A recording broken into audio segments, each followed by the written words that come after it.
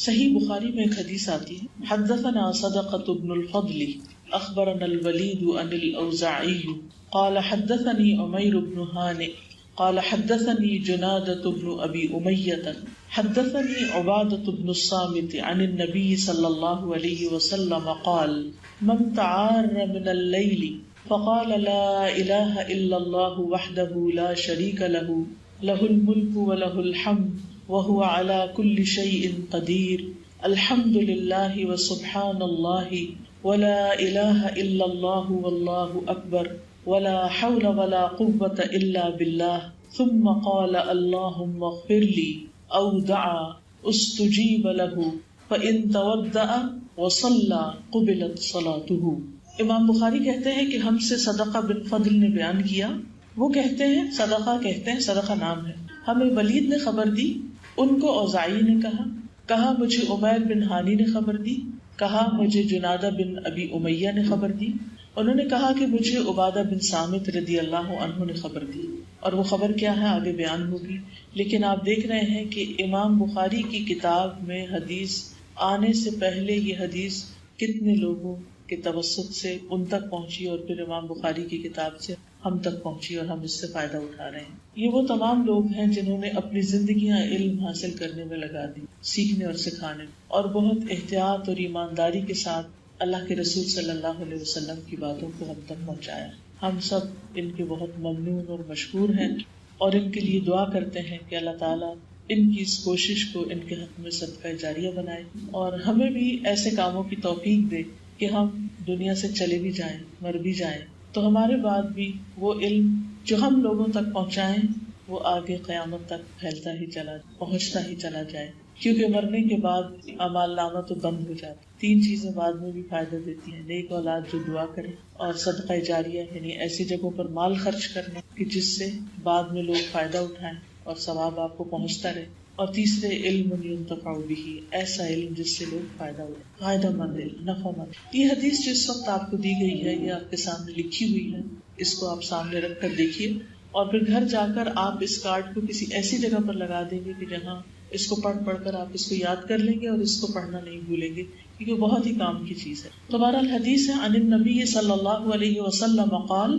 نبی صلی اللہ علیہ وسلم نے فرمایا من تعار من اللیل، جس شخص کی رات کو آنکھ کھل گئی، اور ہم میں سے ہر شخص کے ساتھ یہ ایکسپیرینس ہوتا ہے کہ ہم ایک سائڈ پر سوتے ہیں اور جب ہماری نیند کا ایک سائیکل پورا ہوتا اور ہمارے وہ سائڈ ذرا تھک جاتی ہے تو خود بخود ہم دوسری طرف رخ پلٹتے ہیں، اور کچھ لوگ تو نیند میں ہی اپنی سائڈ بدل لیتے ہیں، لیکن کچھ لوگوں کی آنکھ کھل جاتی ہے اس سے، اور خاص طور پر اگر عمر زیادہ ہو تو پھر تو رات کو ایک بار نہیں کئی بار آنکھ کھلتی ہے۔ تو جہاں اس میں تکلیف ہے، مشقت ہے، وہاں اس میں فائدے بھی بہت۔ بہرحال جب رات کو آنکھ کھلے اور وہ جاگ جائے، فقال، پھر کہے لا الہ الا اللہ وحدہ لا شریک لہ لہ الملک ولہ الحمد وہو علی کل شیء قدیر الحمد للہ وسبحان اللہ ولا الہ الا اللہ واللہ اکبر ولا حول ولا قوة الا باللہ، یعنی یہ دعا پڑھ لے۔ ثم قال، اس دعا کے پڑھنے کے بعد کہے اللہم اغفر لی، او دعا، یا کوئی اور دعا مانگے جو اس کے دل میں ہے، استجیب لہ، تو دعا قبول کر لی جاتی ہے اس کے، یعنی اس وقت اللہ سبحانہ وتعالیٰ کی یہ تعریف بیان کر کے انسان بخشش کی دعا کرتا ہے یا پھر کچھ بھی اور مانگتا ہے تو اس کی دعا قبول ہو جاتی۔ فإن تودع، پھر اگر وہ وضو کر لے اور صلی اور نماز پڑھ لے، قبلت صلاتہ، اس کی نماز قبول کر لی جاتی۔ ہم میں سے ہر شخص دعاؤں کا ہم دوسروں کی بھی منتیں کرتے رہتے ہیں، آپ ہمارے لیے دعا۔ ہر شخص زندگی میں کسی نہ کسی مشکل کا شکار ہو، کبھی وہ مشکلات ہمارے اندر کی ہوتی، ذہنی پریشانی ہوتی، دل کی بے چینی، غم، فکر و فاقہ ہو، یا پھر کوئی جسمانی بیماری ہو، کبھی اولاد کی طرف سے کوئی پریشانی، کبھی رزق کی طرف سے، کبھی کسی اور چیز کی انسان پریشانی رہتی۔ ایسے میں انسان یہ چاہتا ہے کہ کوئی ہو جو اس کی مدد کرے، کوئی ہو جو اس کے کام آئے۔ کون کام آ سکتا ہے سوائے اللہ؟ وہی ہے جس کے قبضہ قدرت میں پوری کائنات کی بادشاہت۔ تبارک الذی بیدہ الملک وہو علی کل شیء قدیر، بہت بابرکت ہے وہ جس کے ہاتھ میں تمام کائنات کی بادشاہت، اور وہ ہر چیز پر قادر ہے، وہ سب کچھ کر سکتا ہے۔ تو انسان جب اس کے سامنے ہاتھ پھیلاتا ہے یا اس سے فریاد کرتا ہے یا اس سے دعا مانگتا ہے تو وہ دعا قبول کر لیتا ہے، اور خاص طور پر آدھی رات کو اگر آنکھ کھل رہی ہے اور آپ اللہ کا ذکر کرتے ہیں اور دعا مانگتے ہیں تو یہ ایک بہت ہی سنہرا موقع ہوتا ہے. اس وقت کو ضائع نہیں کرنا چاہیے. اور بعض لوگوں کے ساتھ تو یہ مشکل ہوتی ہے کہ وہ جب ان کی آنکھ کھل جائے تو دوبارہ آنکھ لگتی نہیں، کافی دیر تک سو نہیں پاتے، پریشانیاں، غم اور ہم ان کو گھیرے رکھتے ہیں. لیکن اس وقت ان کو یہ سمجھ نہیں آتا کہ اب ہم کریں کیا پڑھیں. نبی صلی اللہ علیہ وسلم نے ہمیں زندگی کے ہر موقع کے بارے میں بہترین رہنمائی دی. اب آپ دیکھیے کہ یہ رات کو آنکھ کا کھلنا اور رات کو انسان کا اندھیرے میں بے چین ہونا، یہ ایک قدرتی سی بات ہے اور ہر ایک کو کم و بیش کسی نہ کسی طرح اس کا ایکسپیرینس کرنا پڑتا ہے. سوچئے اللہ کے رسول صلی اللہ علیہ وسلم نے ہمیں اس وقت بھی تنہا نہیں چھوڑا اور اس وقت بھی بغیر تعلیم اور بغیر رہنمائی کے نہیں چھوڑا کہ ہم پریشان رہیں اور حیران رہیں اور فکر مند رہیں کہ اب ہم کریں کیا، ہمیں نیند نہیں آ رہی، اب کدھر جائیں، کیا ہو. نہیں، اس وقت بھی بتا دیا گیا کہ اب آپ یہ کریں.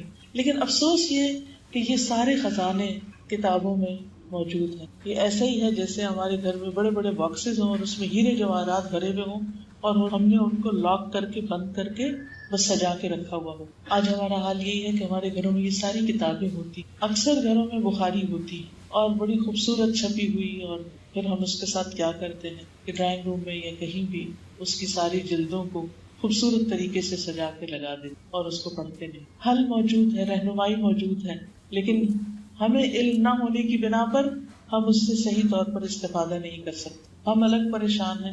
یہ ایسے ہی ہے کہ جیسے کوئی بیمار ہو اور اس کے گھر میں دوا رکھی ہوئی لیکن لا علمی کی وجہ سے وہ اس دوا کو کھا نہ سکے اور تکلیف میں تڑپتا رہے، پریشان رہے، بے چین. تو ہمیں اس پر اللہ سبحانہ تعالیٰ کا شکر گزار ہونا چاہیے. ہمیں اس پر رسول اللہ صلی اللہ علیہ وسلم کا شکر گزار ہونا چاہیے. ہمیں اس پر امام بخاری کا شکر گزار ہونا چاہیے.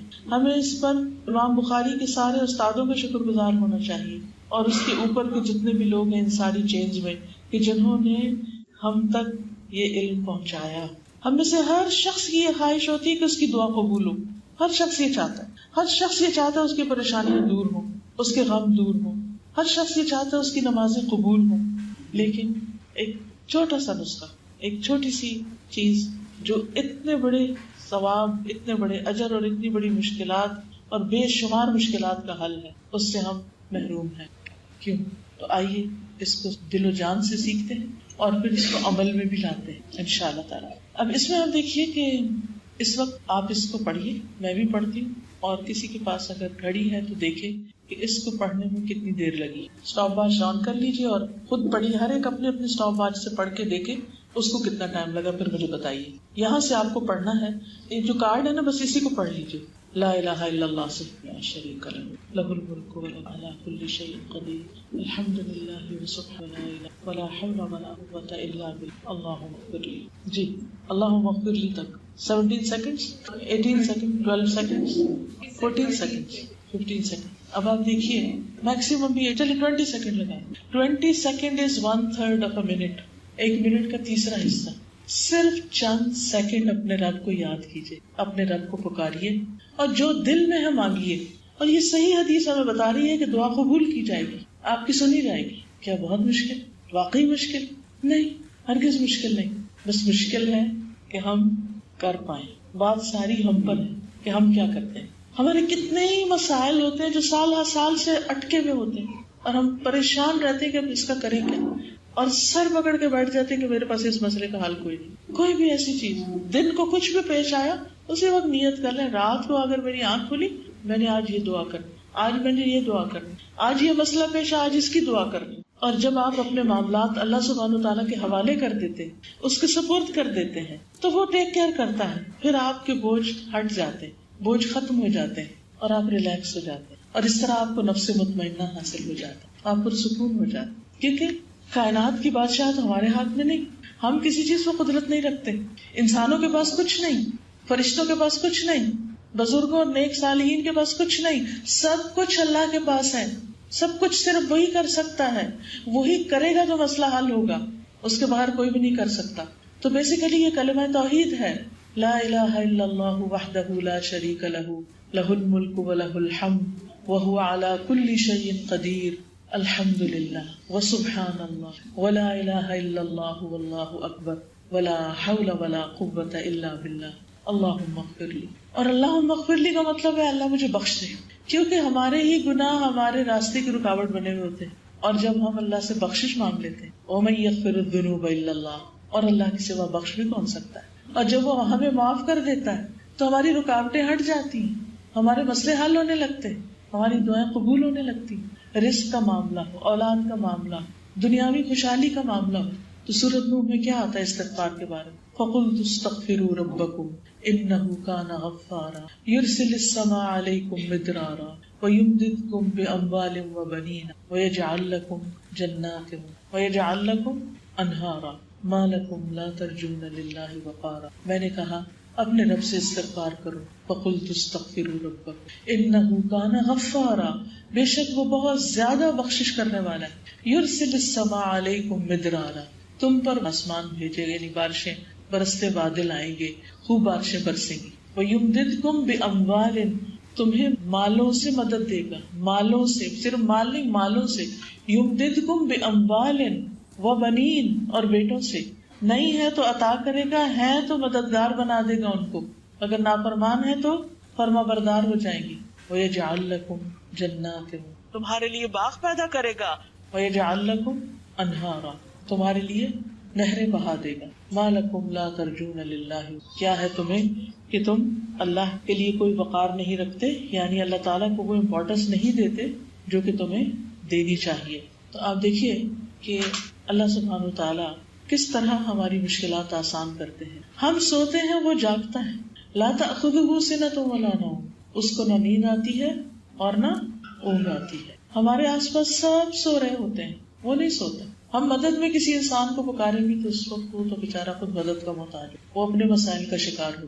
رب کے دینے میں کوئی کمی نہیں، اس کے دونوں ہاتھ بھرے ہوئے ہیں، اور جب سے کائنات بنی ہے وہ خرچ کر رہا ہے اور پھر بھی کچھ کمی نہیں ہوئی، وہ دیتا ہی چلا جا رہا ہے. ہم مانگنے والے نہیں، ہمیں مانگنا نہیں آتا، ہم مانگتے نہیں، یقین سے نہیں مانگتے، پورے اطمینان سے نہیں مانگتے. تو مانگنا سیکھیں. دعا میں ایک دفعہ کہلوا دیتی ہوں تاکہ پروننسیشن آپ کا ٹھیک ہو جائے، اور سب مل کے بھی پڑھ لیتے ہیں، اور پھر اس کے بعد انشاءاللہ مزید تھوڑی سی اس کی وضاحت کروں گی. لا الہ الا اللہ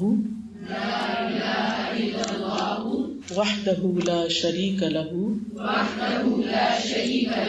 لہ الملک ولہ الحمد وہو علی کل شیء قدیر الحمد للہ وسبحان اللہ ولا الہ الا اللہ واللہ اکبر ولا حول ولا قوة الا باللہ اللہم اغفر لی. اس میں آپ دیکھیے کہ کتنے کلمات ہیں. ایک ہے لا الہ الا اللہ، اس کا ترجمہ کیا ہے؟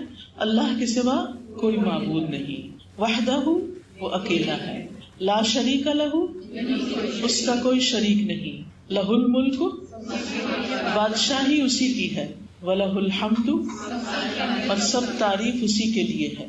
وہو علی کل شیء قدیر، اور وہ ہر چیز پر کامل قدرت رکھتا ہے. الحمدللہ، سب تعریف اللہ ہی کے لیے ہے. وسبحان اللہ، اور اللہ پاک ہے. ولا الہ الا اللہ، اور اللہ کے سوا کوئی معبود نہیں. واللہ اکبر، اور اللہ سب سے بڑا ہے. ولا حول ولا قوة الا باللہ، اور اللہ کی مدد کے بغیر نہ برائی سے بچنے کی ہمت ہے نہ نیکی کرنے کی طاقت. حول اور قوت ایک ہی چیز ہے، ملتے جلتے الفاظ ہیں. تو ایک میں برائی سے بچنے کی طاقت اور ایک نیکی کرنے کی طاقت نہیں، مگر اللہ ہی کی مدد کے ساتھ. اللہم اغفر لی، اے اللہ مجھے بخش دے. اب آپ دیکھیے کہ یہ کلمہ تو سب کو آتا ہے، لا الہ الا اللہ وحدہ لا شریک لہ، بچپن سے سکھا دیتے ہیں. الحمدللہ بھی آتا ہے، سبحان اللہ بھی آتا ہے، ولا الہ الا اللہ بھی آتا ہے، واللہ اکبر بھی آتا ہے، ولا حول ولا قوة الا باللہ بھی آتا ہے. اللہم اغفر لی، سب کچھ تو آپ کو آتا ہے، مشکل تو ہے ہی نہیں کچھ، صرف ترتیب یاد رکھنی. کیونکہ عام طور پہ ہم سبحان اللہ والحمدللہ ولا الہ الا اللہ واللہ اکبر کہتے ہیں، یہاں الحمدللہ پہلے. تو جس طرح نبی صلی اللہ علیہ وسلم نے سکھایا ہے اسی طرح اس کو پڑھنے کی ضرورت ہے. اسی ترتیب کے ساتھ، پھر انشاءاللہ زیادہ فائدہ ہوگا. اس میں آپ دیکھیے کہ سب سے پہلے لا الہ الا اللہ، کہ اللہ کے سوا کوئی معبود حقیقی ہے ہی نہیں، وہی عبادت کے لائق ہے. اب دیکھیے کہ اللہ سبحانہ تعالیٰ کو سب سے زیادہ جو چیز ناپسند ہے وہ شرک ہے، کہ اس کے ساتھ کسی کو شریک ٹھہرایا جائے، اور سب سے زیادہ جو چیز اس کو محبوب ہے وہ توحید ہے، کہ اس کو ایک قرار دیا جائے کہ وہ ایک ہے. لا الہ الا اللہ. اور الہ کا مطلب کیا ہے؟ معبود برحق. کیا مطلب ہے؟ معبود برحق. معبود برحق کا مطلب کیا ہے؟ حقیقی معبود، جس کا حق ہے کہ وہ معبود بنے، باقی سب جھوٹے ہیں. اصل معبود وہی ہے، عبادت کے لائق وہی ہے. اور پھر اس کی مزید تاکید ہے وحدہ. پہلے ہم نے کہہ دیا لا الہ الا اللہ، لیکن پھر مزید تاکید وحدہ لا شریک لہ. پھر شرک کی نفی بھی کی، شریک ہے ہی کوئی نہیں. تو آپ دیکھیے کہ جب کسی بات کو اثبات اور نفی میں کیا جاتا ہے، اس کا مطلب کیا ہے کہ ایک دفعہ افرمیشن اور دوسری دفعہ اس کے اپوزٹ کی نیگیشن کی جاتی ہے تو بات پکی مضبوط ہوتی ہے. اس کی کوئی مثال جیسے قل هو اللہ احد اللہ الصمد لم یلد ولم یولد ولم یکن لہ کفوا احد. کیا کہا گیا؟ قل هو اللہ احد. دوسری آیت میں اللہ الصمد، اور پھر لم یلد ولم یولد ولم یکن لہ کفوا احد. آخری دو میں کیا ہے؟ لم. لم لم کا کیا مطلب ہوتا ہے؟ نہیں، نو نو. ٹھیک ہے، تو اس بات اور نفی. مثلا آپ کہتے ہیں نا میں نے پانی پیا اور کچھ بوتل میں چھوڑا ہی نہیں. اگر آپ صرف یہ کہیں کہ میں نے پانی پی لیا تو یہ بھی بات ہے، لیکن آپ کہتے ہیں میں نے اس میں سے کچھ چھوڑا ہی نہیں، تو یہ بات زیادہ تاکید والی بات ہے. تو یہاں لا الہ الا اللہ وحدہ ایک بات، اور پھر لا شریک لہ مزید اس کی تاکید. دیکھیے بہت سے لوگ اللہ سبحانہ و تعالیٰ کو بڑا مانتے ہیں، الہ مانتے ہیں کہ وہی بڑا ہے، وہی معبود ہے. آپ دیکھیے کہ تمام مذاہب میں یعنی اللہ سبحانہ و تعالیٰ کو مختلف ناموں سے جو وہ اپنے اپنے طریقے سے پکارتے ہیں، لیکن اس کو بڑا مانتے ہیں. ایون مشرکین مکہ جب ان سے کہا جاتا تھا کہ آسمان و زمین کو کس نے پیدا کیا اور مختلف اللہ سبحانہ و تعالیٰ کے جو کام ہے، یہ صفات ہے، ان کے بارے میں پوچھا جاتا تو اس کو مانتے تھے کہ سب کچھ اللہ نے بنایا. کوئی نہیں کہتے تھے بتوں نے بنایا، لیکن ساتھ کیا کرتے تھے؟ صرف ایک نہیں مانتے تھے، ساتھ اوروں کو شریک کر دیتے تھے. تو ان کا سب سے بڑا قصور یہی تھا کہ انہوں نے اللہ کو تو مانا مگر ایک نہیں مانا. تو یہ بہت امپورٹنٹ ہے کہ اللہ سبحانہ تعالیٰ کو معبود مانا جائے لیکن ایک مانا جائے اور اس کے ساتھ کسی کو شریک نہ کیا جائے کہ کوئی اور شریک ہے ہی نہیں. اچھا ہم زبان سے تو کہہ دیتے ہیں لا شریک لہ، لیکن عملی طور پر آپ دیکھیں کہ جب اللہ سبحانہ تعالیٰ کی کوئی بات ہمارے سامنے آتی تو پھر ہم کہتے ہیں ہاں اللہ کا حکم تو یہ ہے لیکن میرا دل یہ کہتا ہے، یا فلاں یہ کہتا ہے، یا لوگ یہ چاہتے ہیں. تو اللہ سبحانہ تعالیٰ از ابو ایوری تھنگ، اور اس کے ساتھ کسی اور کی بات، کسی اور کی امپورٹنس، کسی اور کی محبت، کسی کا خوف، کسی پہ توکل، کسی پہ بھروسہ، کسی کی عبادت، کسی کی نماز، کسی سے دعا، کسی کے لیے قربانی، کچھ بھی جائز نہیں. سب کچھ صرف اور صرف اسی ایک کے لیے، لا شریک لہ. اسے کسی مددگار کی ضرورت نہیں، یعنی وہی ہمارا معبود، ہم صرف اس کی عبادت کریں. ایاک نعبد و ایاک نستعین، صرف تیری ہم عبادت کریں، صرف تجھ سے ہم مدد چاہتے ہیں. ٹھیک ہے. لہ الملک و لہ الحمد، اسی کی ہے بادشاہت اور اسی کی ہے تعریف.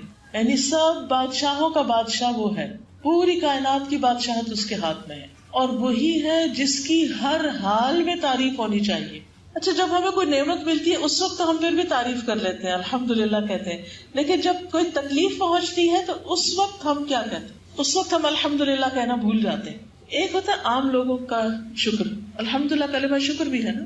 ایک عام لوگوں کا شکر ہوتا ہے جو نعمت ملنے پہ بس کرتے ہیں، اور ایک خاص لوگوں کا شکر ہوتا ہے کہ جو تکلیف آنے پر بھی شکر ادا کرتے ہیں. وہ کیوں تکلیف آنے پہ شکر؟ ہاں وہ اس لیے کہ اللہ کا شکر ہے کہ اس سے بڑی تکلیف نہیں آئی، اور یہ بھی سوچتے ہیں کہ اس تکلیف کے ذریعے اللہ سبحانہ تعالیٰ مجھے کسی اور بڑی تکلیف سے بچا رہا ہے، کہ میں پہلے سے ہوشیار ہو جاؤں. بعض اوقات کسی کے سر میں درد ہوتی ہے تو وہ اصل میں سر میں نہیں ہوتی، وہ پرابلم کہیں اور ہوتا ہے. آپ گولی کھاتے ہیں آرام نہیں آتا، آپ چائے پیتے ہیں آرام نہیں آتا، آپ کو اور ٹوٹکے کرتے ہیں آرام نہیں آتا، تو پھر آپ کو کہاں جانا پڑتا ہے؟ ڈاکٹر کے پاس. تو ڈاکٹر ایسا تو نہیں کرتا کہ آپ کو بس سنے کہ ہاں سر درد ہے تو ٹائلینول لکھ کے دے دے، اچھا جاؤ یہ کھا لو. نہیں، آپ کہتے ہیں یہ سب کچھ میں کر چکی ہوں، میرے سر میں درد ہے. پھر وہ آپ کو ٹیسٹ کرانے بھیجتے ہیں، اور جب ٹیسٹ ہوتے ہیں تو پتا چلتا ہے کہ مسئلہ تو کچھ اور گڑبڑ تھا.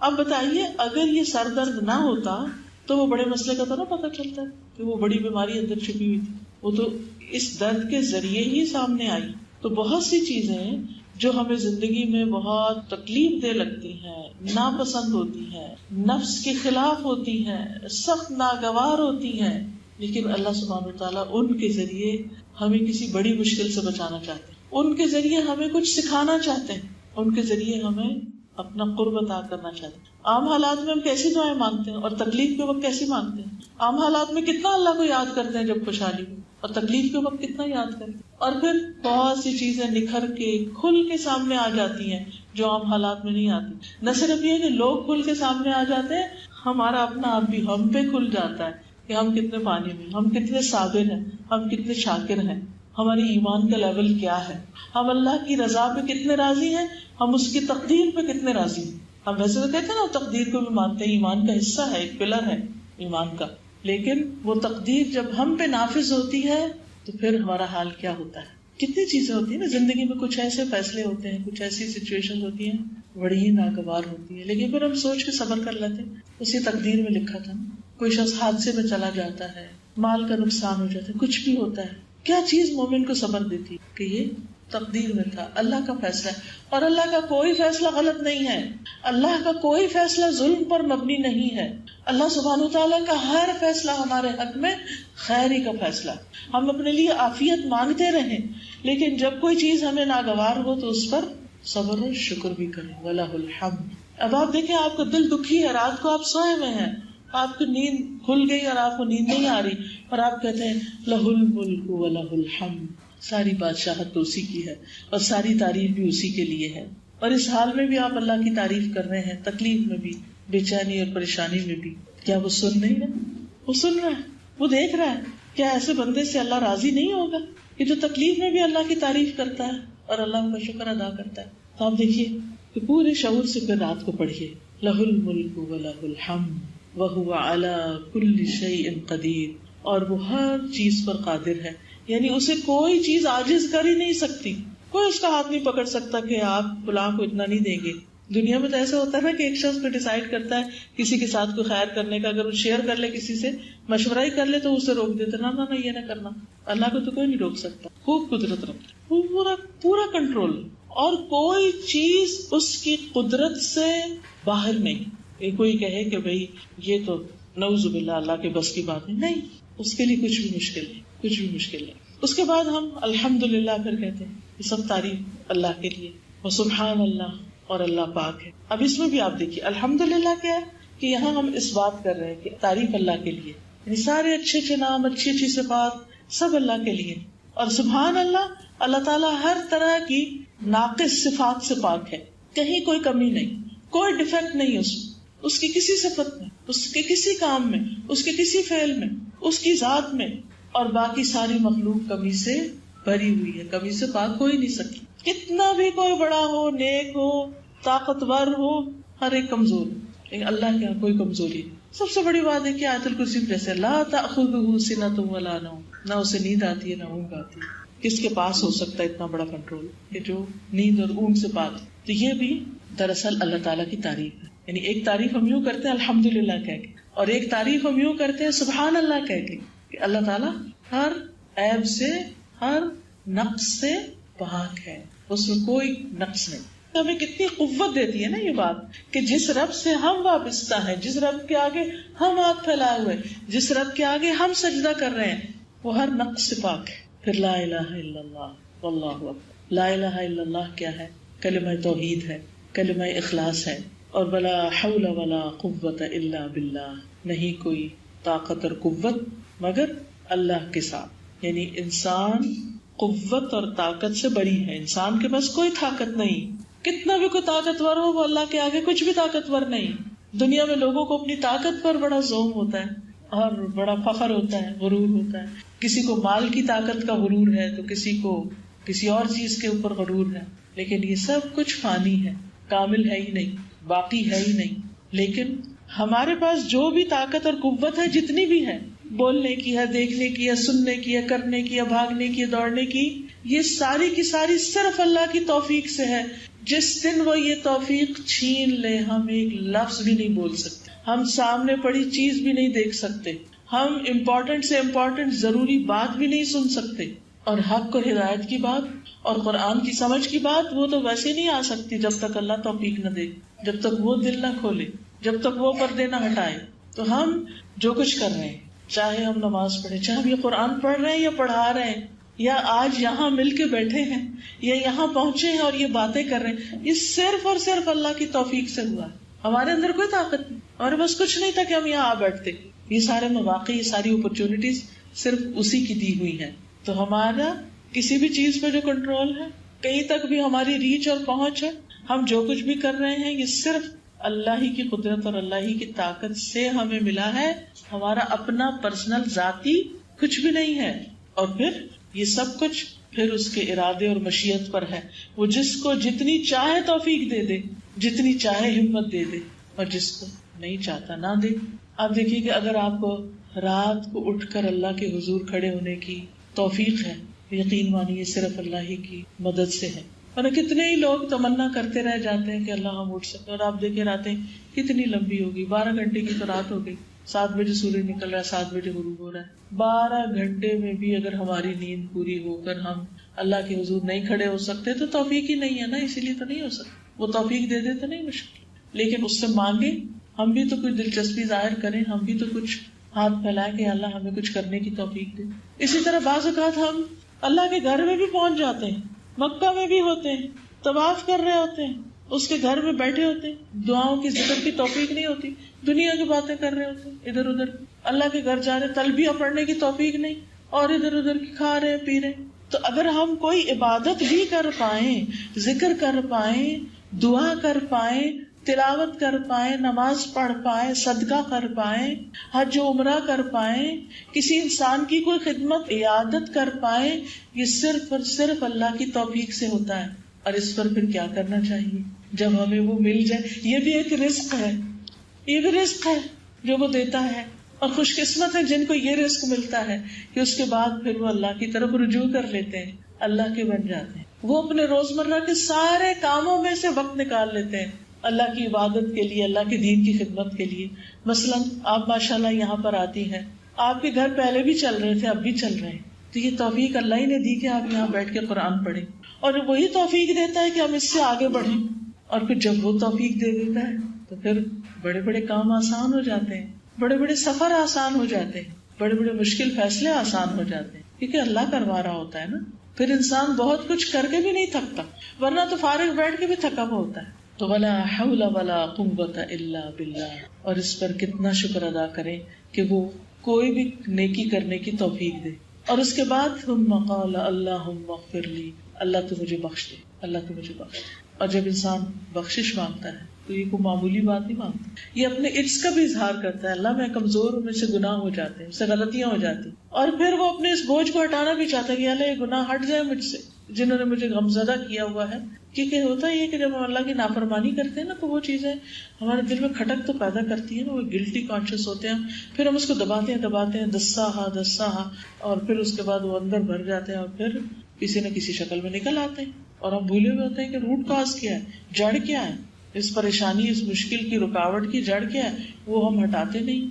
تو استغفار جو ہے ساری رکاوٹوں کو دور کرتا ہے۔ اور پھر اتنی ساری اللہ کی حمد و ثنا کرنے کے بعد جب رات کے اندھیروں میں تنہا آپ اللہ کو پکارتے، اللہ مجھے بخش دے، اللہ مجھے معاف، تو آپ دیکھیے کہ پھر اللہ تعالیٰ آپ کی دعا فوراً قبول کر لیتا ہے۔ اور ویسے بھی جب کوئی شخص اللہ کی حمد و ثنا کے بعد، درود کے بعد دعا کرتا ہے تو دعا قبول ہوتی ہے۔ اور حدیث کے آخری حصے میں کیا ہے کہ اگر وہ کھڑا ہوتا ہے، وضو کرتا ہے، نماز پڑھتا ہے اللہ کی توفیق سے، تو نماز قبول ہو جاتی ہے۔ اور رات کو نماز پڑھنا اور اللہ کی حمد و ثنا کرنا یہ اللہ کے بندوں کی صفات میں سے ہے۔ سورۃ السجدہ میں آتا ہے انما یؤمن بآیاتنا، بلا شبہ ہماری آیتوں پر ایمان لاتے ہیں، الذین، وہ لوگ، اذا ذکروا بہا، کہ جب وہ ان آیات کے ساتھ نصیحت کیے جاتے ہیں، خروا سجدا، سجدے میں گر پڑتے ہیں، جھک جاتے ہیں، قبول کر لیتے ہیں، وسبحوا بحمد ربہم، اور اپنے رب کی حمد کے ساتھ تسبیح کرتے ہیں، وہم لا یستکبرون، اور وہ تکبر نہیں کرتے، اکڑتے نہیں، انکار نہیں کرتے، مان جاتے ہیں آرام سے، اللہ کا حکم ہے آمنا وصدقنا، سمعنا وأطعنا تتجافى جنوبهم عن المضاجع يدعون ربهم خوفا وطمعا ومما رزقناهم ينفقون. ان کے پہلو بستروں سے جدا رہتے ہیں، وہ اپنے رب کو ڈرتے ہوئے اور امید رکھتے ہوئے پکارتے ہیں، اور ہم نے انہیں جو کچھ دیا ہے اس میں سے خرچ کرتے ہیں. یہ ہیں وہ لوگ جو ہماری آیات پر ایمان رکھتے ہیں. یہ ہے ایمان لانے کا مطلب. قرآن پر ایمان کا مطلب یہ ہے کہ پھر ان کے عمل میں تبدیلی آتی، اللہ کی محبت ان کو بستروں سے اٹھا دیتی ہے. اب دیکھیے، اگر آپ رات کو کتنی بھی گہری نیند سوئے ہوں، اگر کوئی ایسا شخص آ کے آپ کا دروازہ کھٹکھٹا دے جو آپ کو بہت ہی عزیز ہے، تو آپ کیا کریں گے؟ سائڈ بدل کے سو جائیں گے، اچھل کے اٹھیں، جلدی سے دروازہ کھولیں. محبت نے اٹھایا نا.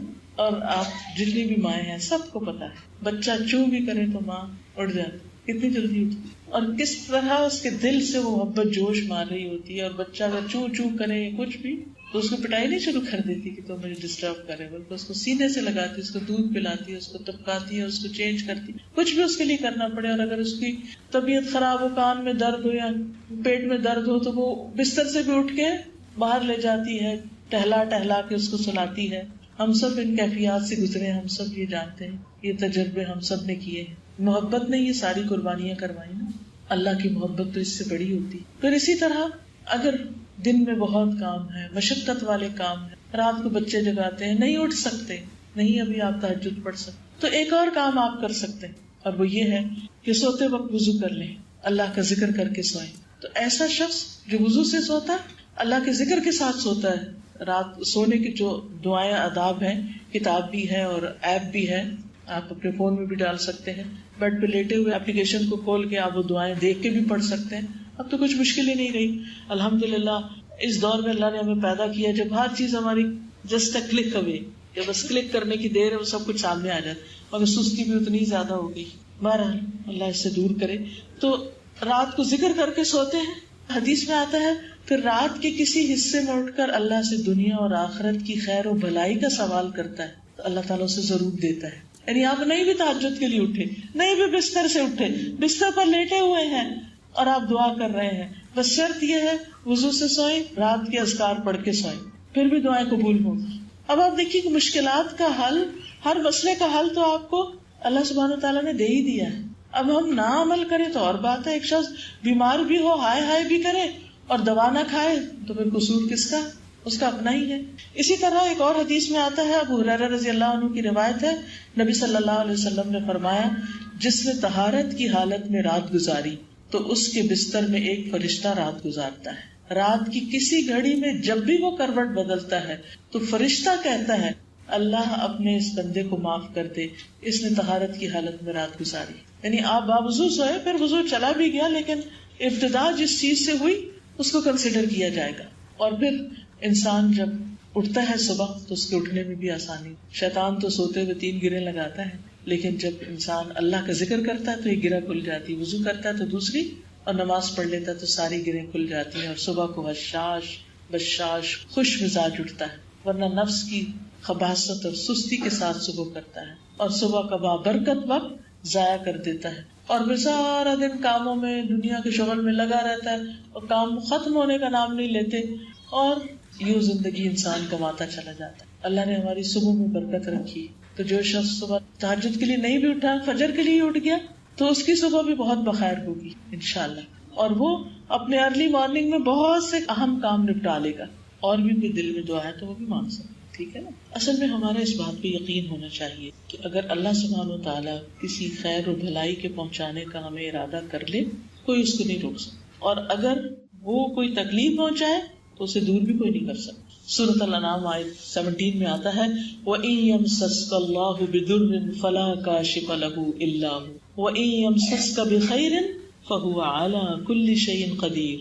اگر اللہ تجھے کوئی تکلیف پہنچائے تو اس کے سوا اسے کوئی دور کرنے والا نہیں، اور اگر وہ تجھے کوئی بھلائی پہنچائے تو وہ ہر چیز پر پوری طرح قادر ہے. اور یہ جو کلمہ ہے سبحان اللہ والحمد للہ ولا الہ الا اللہ واللہ اکبر، الگ سے بھی یہ پڑھا جائے، یعنی رات کے علاوہ دن میں بھی آپ پڑھتے ہیں تو اس کی بڑی فضیلت ہے. انس رضی اللہ عنہ کہتے ہیں کہ ایک بدو نبی صلی اللہ علیہ وسلم کے پاس آیا اور کہا کہ اے اللہ کے رسول صلی اللہ علیہ وسلم، مجھے کسی بہترین چیز کی تعلیم دیجیے، کوئی اچھی سی چیز بتائی. جیسے ہم ایک دوسرے سے کہتے ہیں کوئی اچھی سی بات بتائیں.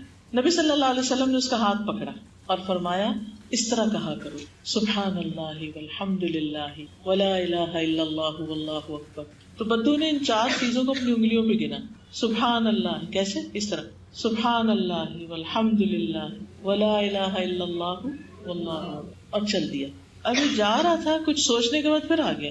نبی صلی اللہ علیہ وسلم مسکرا دیے، فرمایا خستہ حال بدو کچھ سوچنے لگ گیا، پھر سوچ میں پڑ گیا. اس نے کہا ہے اللہ کے رسول سبحان اللہ والحمد للہ ولا الہ الا اللہ واللہ اکبر، یہ تو سارے تعریفی کلمات ہیں اللہ تعالیٰ کے لیے، میرے لیے کیا ہے؟ میں تو اپنے لیے کچھ مانگا تھا. آپ نے فرمایا اے اعرابی، جب تم سبحان اللہ کہو گے تو اللہ تعالیٰ کہے گا تم نے سچ کہا، صدقت. جب تم الحمدللہ کہو گے تو اللہ تعالیٰ کہے گا تم نے سچ کہا. جب تم لا الہ الا اللہ کہو گے تو اللہ تعالیٰ کہے گا تم نے سچ کہا.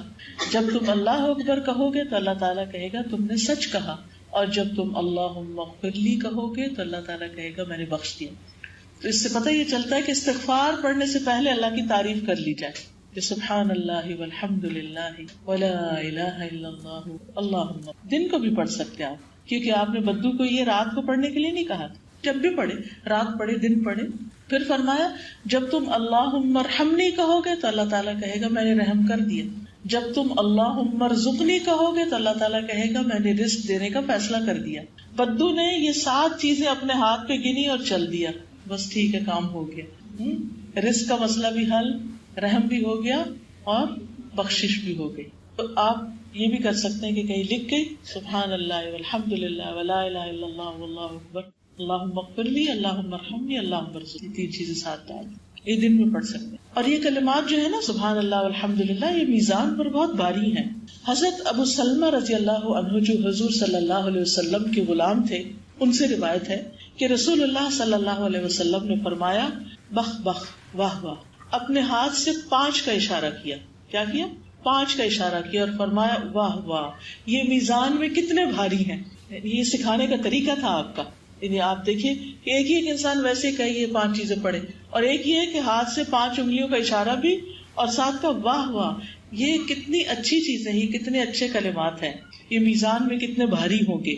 سبحان اللہ والحمد للہ ولا الہ الا اللہ واللہ اکبر.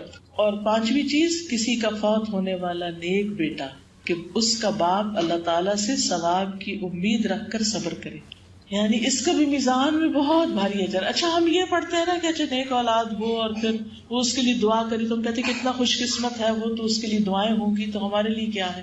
ہمارا تو بیٹا ہی نہیں، یا ہماری اولاد ہی نہیں، یا بیٹا تھا تو فوت ہو گیا. کئی دفعہ ایسے جوان بچے فوت ہو جاتے ہیں. تو آپ دیکھیے کہ وہ بھی میزان میں بہت بھاری نیکی ہے کہ انسان اگر کسی چیز سے محروم ہے اور اس پر انسان صبر کرے اور شکوے شکایتیں نہ کرے اور ہر وقت اپنے غم کا رونا نہ روئے، اللہ کا اس پر بھی شکر ادا کرے. پھر یہ گناہوں کو جھاڑنے والے کلمات ہیں. ترمذی کی روایت ہے، انس رضی اللہ عنہ کہتے ہیں کہ رسول اللہ صلی اللہ علیہ وسلم ایک ایسے درخت کے پاس سے گزرے جس کے پتے سوکھ چکے تھے. آپ نے اس پر لاٹھی ماری تو اس کے پتے جھڑنے لگے. آپ نے فرمایا الحمدللہ وسبحان اللہ ولا الہ الا اللہ واللہ اکبر سے اسی طرح گناہ جھڑتے ہیں جس طرح اس درخت کے پتے جھڑتے. یہی باقیات الصالحات بھی ہیں. قرآن مجید میں آتا ہے نا المال والبنون زینت الحیات الدنیا والباقیات الصالحات خیر عند ربک ثوابا وخیر عملا.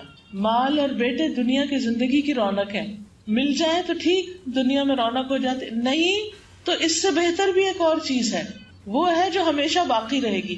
مال بھی جانے والا، مال کا لفظی مطلب ہوتا ہے مالا یمیل، اسے کا مطلب ڈلنا، ڈلنے ہی والی چیز ہے، جانے ہی والی چیز ہے، رکنے والی چیز نہیں. اگر آپ روک کے بھی رکھیں ڈیویلیویشن ہو جاتی. تو پھر ابو ہریرہ کہتے ہیں، صحیح ترغیب و ترہیب کی روایت ہے کہ رسول اللہ صلی اللہ علیہ وسلم نے فرمایا اپنا بچاؤ حاصل کر لو.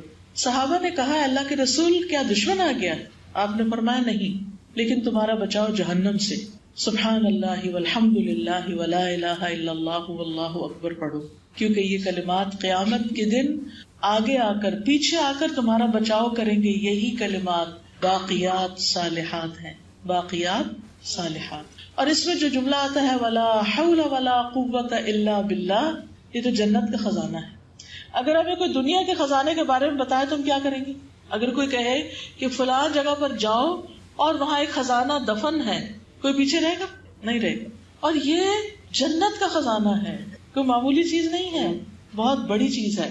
آپ صلی اللہ علیہ وسلم نے عبداللہ بن قیس سے کہا کہو لا حول ولا قوت الا باللہ، کیونکہ یہ جنت کے خزانوں میں سے ایک خزانہ ہے. جب کوئی انسان یہ کلمہ کہتا ہے تو اللہ بندے کو اپنی سپردگی میں لے لیتا ہے. ابو ہریرہ کہتے ہیں ایک مرتبہ نبی صلی اللہ علیہ وسلم نے فرمایا کیا میں تمہیں جنت کے خزانوں میں سے کسی خزانے کا نہ بتاؤں؟ میں نے کہا کیوں نہیں؟ کہا لا حول ولا قوت الا باللہ. ابو ہریرہ کہتے ہیں میں سمجھتا ہوں کہ آپ نے یہ بھی فرمایا اس پر اللہ عز و جل فرماتا ہے میرے بندے نے سر تسلیم خم کر دیا اور خود کو سپرد کر دیا. یعنی جیسے انسان پڑھتا ہے نا کہ سبحان اللہ، تو اللہ تعالیٰ کیا فرماتے ہیں، اس نے سچ کہا، الحمدللہ سچ کہا. اور اللہ مغفر لی کہتا ہے تو اللہ بخش دیتا ہے کہ میں اس کو بخش دیا. تو یہاں پر جب لا حول ولا قوت الا باللہ انسان کہتے تو اللہ تعالیٰ فرماتے اس بندے نے اپنے آپ کو میرے حوالے کر دیا. یعنی ایک توکل ہے، اللہ پہ بھروسہ ہے. پھر اسی طرح یہ جنت کے دروازوں میں سے ایک دروازہ ہے. قیس بن سعد کہتے ہیں ایک مرتبہ ان کے والد نے نبی صلی اللہ علیہ وسلم کی خدمت کے لیے مجھے بھیجا. نبی صلی اللہ علیہ وسلم میرے پاس سے گزرے تو اس وقت میں نماز پڑھ چکا تھا. نبی صلی اللہ علیہ وسلم نے مجھے اپنے پاؤں کے ساتھ ٹھوکر ماری، یعنی ایسے کر کے ہلایا اور فرمایا کیا میں تمہیں جنت کے دروازوں میں سے ایک دروازے کا نہ بتاؤں؟ میں نے عرض کیا کیوں نہیں اے اللہ کے رسول؟ آپ نے فرمایا لا حول ولا قوت الا. اچھا اب دیکھیے کہ کیا ہم بھی لوگوں کو کوئی ایسی بات بتا دیتے ہیں جب وہ ہمارے پاس آتے ہیں کوئی ہماری ہیلپ کرنے کے لیے؟ وہ ایسا تھا نا کوئی پارٹی ہو، شادی ہو، کوئی گھر شفٹنگ موونگ ہو رہی ہو تو ہم ایک دوسرے کی مدد کرتے ہیں، تو ہم اس کو عام طور پر یا شکریہ کے الفاظ سے کمپنسیٹ کرتے ہیں یا کبھی کوئی گفٹ ایک دوسرے کو دے دیتے ہیں یا پھر کوئی بھی طریقہ ہو سکتا ہے. لیکن اس موقع پر آپ کیا کر سکتے ہیں؟ یہ جو دعا کے کارڈ آپ کو ملے نا یہ گھر میں رکھا کریں، کیونکہ زبانی ہمیں بتانا نہیں آتا بعض اوقات. گھر میں رکھے ہوئے کوئی آیا اچانک تو آپ اس کا شکریہ ادا کرنے کے ساتھ ساتھ یہ میری طرف سے گفٹ ہے، آپ اس دعا کو پڑھیں، آپ کو بہت فائدہ ہوگا، آپ کے سارے مسائل کا حل ہے یہ. لیکن ہم اس میں بخل کر جاتے ہیں خیر کی بات دینے میں، بتانے میں، پہنچانے میں. حالانکہ ہو سکتا ہے کہ جب وہ آپ کا دیا ہوا پڑھے تو اللہ تعالیٰ اس کے اس صدقے کی وجہ سے یا اس شکرانے کی وجہ سے آپ کی بھی دعائیں قبول کرے. تو چھوٹے بڑے کارڈ مختلف سائز کے گھر میں رکھا کر، اور رکھے ایسی جگہ جو دروازے کے قریب ہو، جب کوئی جا رہا ہو تو یاد آ جائے. اس میں آپ صلی اللہ علیہ وسلم کی سنت کیا بتاتی ہے کہ وہ بچہ آیا آپ کی ہیلپ کرنے کے لیے اور آپ نے اس کو ایک اچھی بات سکھا کے جنت کا دروازہ دکھا رہا ہوں. اسی طرح یہ جنت کے پودے لگانے والا کلمہ بھی ہے. ابن عمر کہتے ہیں رسول اللہ صلی اللہ علیہ وسلم نے فرمایا کثرت سے جنت کے پودے لگاؤ، بے شک اس کا پانی میٹھا، اس کی مٹی پاک، بس اس کے پودوں کو کثرت سے لگاؤ. انہوں نے کہا یا رسول اللہ صلی اللہ علیہ وسلم اس کے پودے کیا ہیں؟ فرمایا ماشاء اللہ لا قوت الا باللہ. اور اس کلمے کو بھی کثرت سے پڑھنا چاہیے، ہو سکے تو ایک تسبیح دن میں کر لیں. ابو ذر کہتے ہیں کہ مجھے میرے خلیل نے 7 چیزوں کا حکم دیا، 7 چیزوں کی وصیت کی. نمبر 1 کہ میں مساکین سے محبت کروں، مسکینوں سے، ٹوٹے دل والوں سے، دکھی لوگوں سے. عام طور پر کیا ہوتا ہے جو ایسے لوگ ہوتے ہیں سب ان سے بھاگتے ہیں، یہ کچھ مانگنا بیٹھے، یہ ہمارا سر کھائے گا، یہ اپنے قصے سنائے گا، یہ میرے سامنے روئے دھوئے گا، بہتر ہے اس کو اوائڈ کرو، بھاگ نکلو.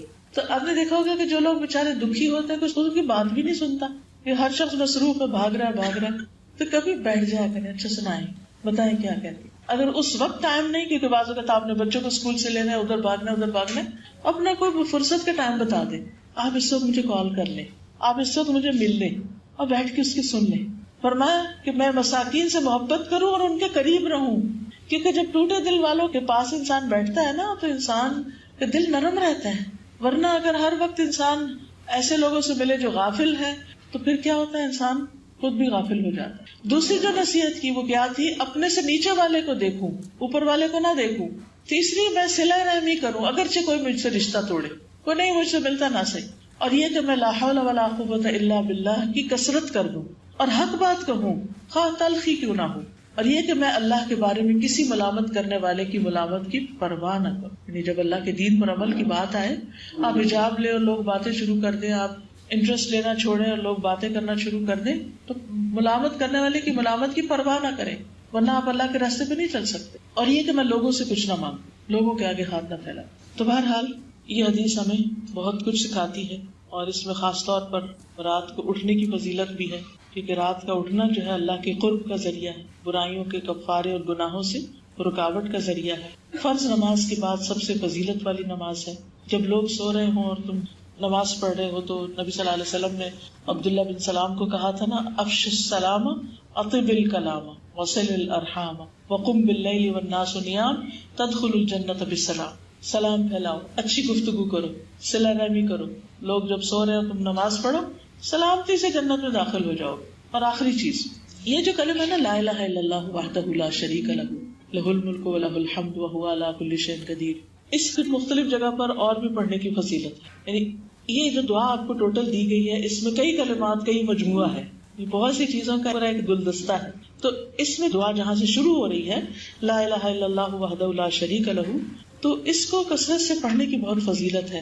عرفہ کے دن رسول اللہ صلی اللہ علیہ وسلم بکثرت یہ دعا پڑھتے تھے، اور اس میں ان لفظوں کا اضافہ بیدہ الخیر، کہ ہر طرح کی خیر اس کے ہاتھ میں. جو شخص ایک دفعہ اس کو پڑھتا ہے لا الہ الا اللہ وحدہ لا شریک لہ لہ الملک و لہ الحمد وہو علی کل شیء قدیر، تو مسند احمد کی روایت کے مطابق یہ ایک غلام آزاد کرنے کے برابر. ہم میں سے کس کے پاس اتنا مال کہ اتنا صدقہ کرے؟ تو یہ کلمات جو ہیں الکلمۃ الطیبۃ صدقہ، یہ کلمات صدقہ بھی بن جاتے ہیں. 10 بار پڑھنے کا مزید اجر ہے. جو 10 بار پڑھے تو اللہ تعالیٰ اس کے لیے 10 نیکیاں لکھے گا، 10 برائیاں معاف کر دے گا، 10 درجے بلند کر دے گا، اور 10 غلاموں کو آزاد کرنے کے برابر ثواب ہوگا. اگر صبح کے وقت پڑھے شام تک حفاظت ہوگی، اور اس دن اس آدمی کا کوئی عمل اس عمل پہ غالب نہیں آ سکے گا. اگر شام کو پڑھے تو یہی اجر ہے. تو عادت بنا لے فجر کی نماز کے بعد اور مغرب کی نماز کے بعد اس کو پڑھ لیں، کیونکہ خاص طور پر مغرب کی نماز کے بعد پڑھنے کا اجر بھی بہت ہے. اور اس میں خصوصاً جو حفاظت کا ہے کہ اللہ تعالیٰ اس کی حفاظت کے لیے اسلحہ بردار فرشتے مقرر کر دیں گے جو صبح تک اس کی شیطان سے حفاظت کریں گے.